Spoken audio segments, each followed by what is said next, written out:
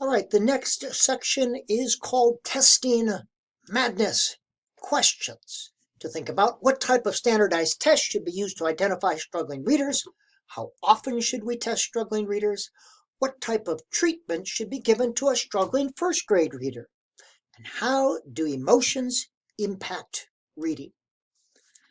Now, one cause of ineffective reading instruction is the ununderstanding of how the brain creates meaning with print. We've talked about that already. The other cause of ununderstanding of ineffective reading instruction is testing madness.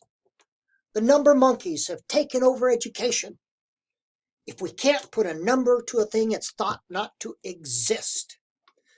Now, I have yet to come across a standardized test that taught a child how to read. Despite all the colorful graphs and charts, I have yet to encounter a test that tells me exactly what I should do on Monday morning to help that child with reading. Standardized tests simply tell me how far away from average a kid is, and that's of little use. Now, I grew up in a small rural Wisconsin town in the 60s. There were 900 people living there then. And somehow I and a whole bunch of my classmates learned stuff without a standardized test in sight. Somehow we managed to learn to read. Imagine that. Now here's a thought experiment.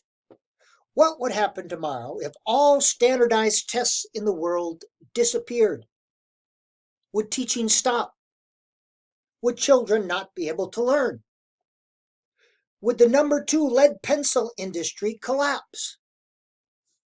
Would children suffer massive identity crises without numbers to define them and their future potential? Now, this is a story of Sally. Sally was a little girl I was working with last year during COVID. I was doing tutoring online with kids, and Sally was in first grade. Before working with her, her parents sent me her oh so not very important test data. There were fancy charts and colorful graphs that showed Sally's scores on a whole array of meaningless reading subskills. They measured her distance from average. And all this data really showed me was that Sally had trouble reading. And we already knew this. Her parents knew this, her teachers knew this, and Sally knew this. We didn't need no stinking test to tell us this. The numbers simply quantified what everybody already knew and made Sally feel less adequate in the process. And then I talked with Sally's father. Sally's test data said one thing, but a conversation with her father said something a little bit more insightful. Turns out that Sally was a bit anxious and insecure. She had a younger sister who was very capable and somewhat assertive. Sally didn't want to be wrong. Being wrong or being seen as not able was terrifying for her. So she got a bit locked up when she didn't instantly know something. And when she got locked up, she didn't like what was making her locked up. She developed an aversion to it. Sally had developed an aversion to reading. We often discount the impact of emotions on learning. But here's the thing, we emote and we learn with the same brain. And it's silly to think that one would not impact the other. Anxiety is a form of fear. The fight or flight mechanism kicks in when you're scared. Stress triggers the body's fight or flight mechanism. The body reacts by pumping out an increased production of 3 stress hormones. Our body is well equipped to handle short bits of stress. However, production of the fight or flight stress hormone over time, which is chronic stress, can atrophy areas of the brain that control emotional regulation, empathy, and social functioning. Also, chronic stress over time challenges the body's ability to right itself or to achieve homeostasis. Dysregulation impacts our high-level thinking and our ability to learn. Emotions impact learning, learning impacts emotions, emotions emotional reactions impact teaching. So we'd be silly not to attend to students' emotions in a very significant way. We would be, dare I say, teaching disabled. Now, a lot of our struggling readers are a bit locked up, like Sally. So the question is, what are we doing to unlock them? I met with Sally twice a week for 30 minutes. Based on the conversation with her dad, I did a lot more listening and nurturing and supporting than I did, quote, teaching, unquote. We opened every session with writing.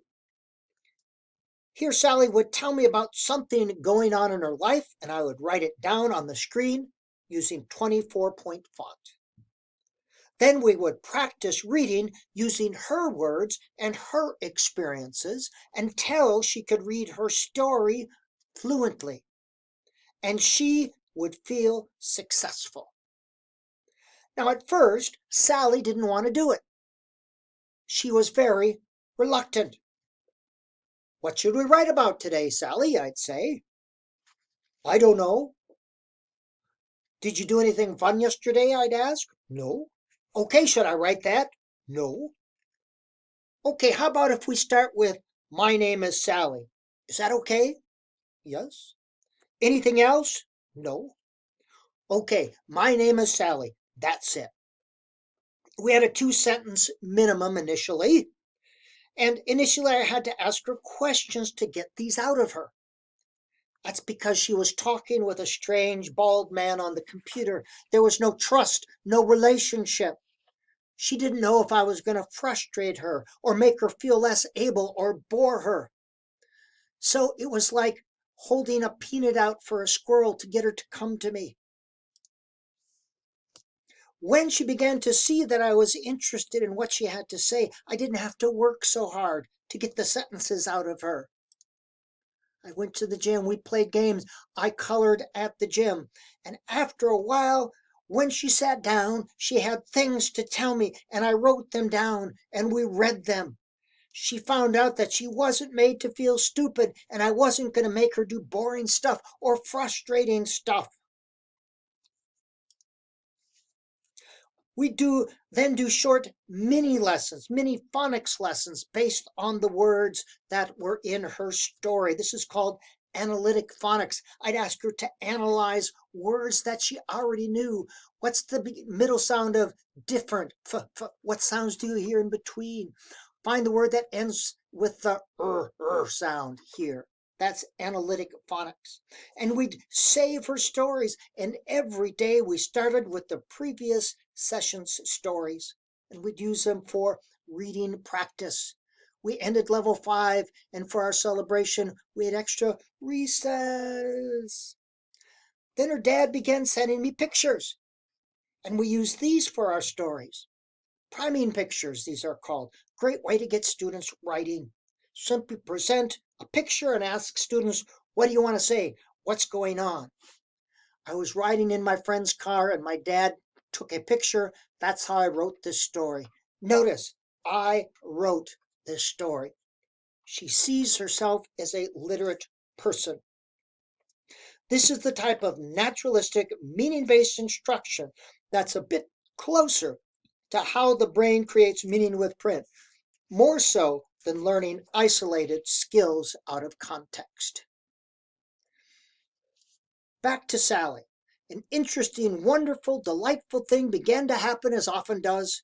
She started writing notes to her parents. She started writing things using temporary spelling. She started expressing her thoughts, her feelings, and it was wonderful.